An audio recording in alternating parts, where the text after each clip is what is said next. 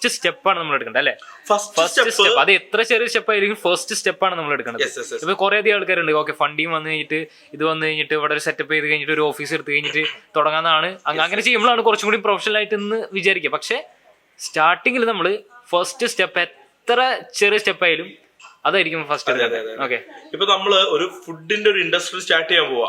ഞാൻ last recent ഒരു Modak foods എന്ന് പറഞ്ഞൊരു ബ്രാൻഡ് ഉണ്ട്.